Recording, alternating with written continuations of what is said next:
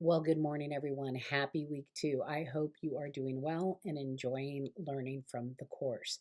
Remember that your first assignment is due this week, week two, Sunday, on or before 11:59 p.m. I'm looking forward to reading your work and make sure you don't forget. Don't run out of time. Work on it early this week. Should have already started at week one, but get that done. Also, remember that you're going to have your group presentation week four. And I, of course, chose the group members and they are now posted.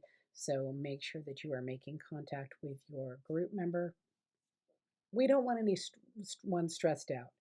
Please communicate your schedule. All group members communicate your schedule and don't wait till the last minute because that can be very stressful for some people. Some people can wait till the last minute and be fine, other people cannot. But please be courteous with your group member and make sure that you're in contact and working on things. So week two, we're back to the Iris Center, among other things in our content, but I want to talk to you briefly about cultural and linguistic differences and what teachers should know. When we teach, we tend to teach the way that we like to be taught. We can make assumptions sometimes about backgrounds or gender or what students know, what students don't know. We can make assumptions about that. And because of that, we have to consider how we can limit ourselves and how we need to step back and consider our own backgrounds, values, and experiences, and then also consider how those might differ from our students. And how are we going to call everybody in, not out, to this academic space that we are sharing? And in week one, I talked to you a little bit about like the bias I've experienced, the bias that I share with my students, and then I want to talk to you just briefly about the beginning of my career. I teach in Long Beach. Long Beach has a huge Cambodian population and one of the largest in the United States.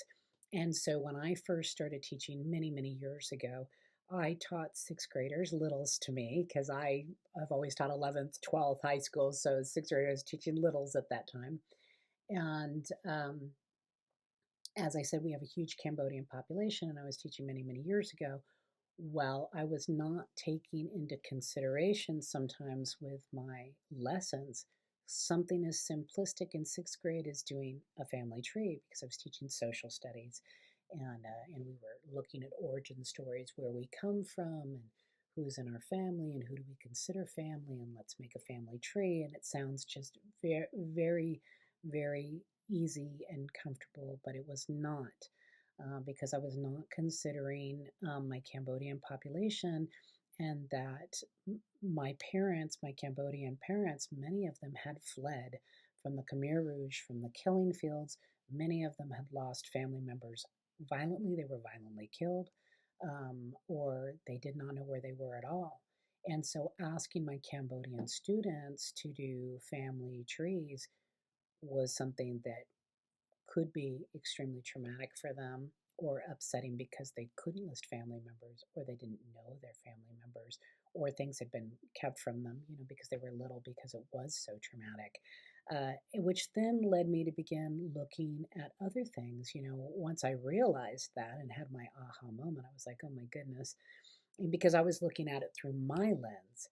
And so once I began to look at that, then I began to look at other things.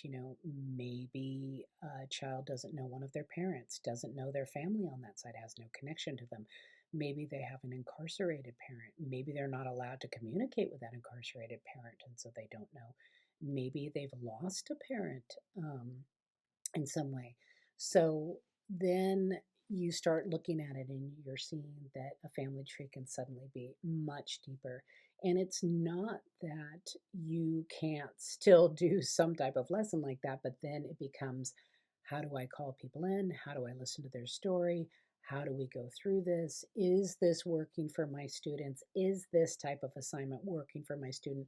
Or can I do some different type of assignment that will better serve, better support my students?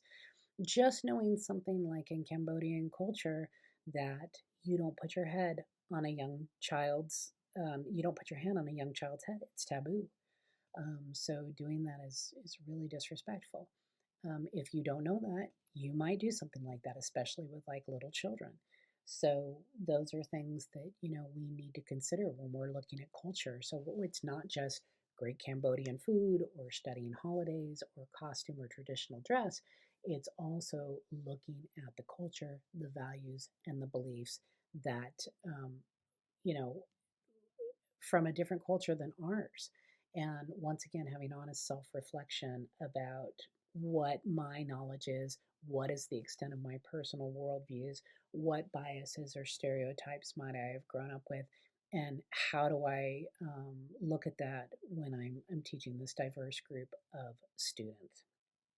So, um, just something to think about, as you are going through this week, and just being really honest and open and reflective on your experiences. Okay, so I'm going to stop there, but I want you to have a wonderful week too, and then don't forget that your assignment is due this Sunday. Okay, take care. Bye bye.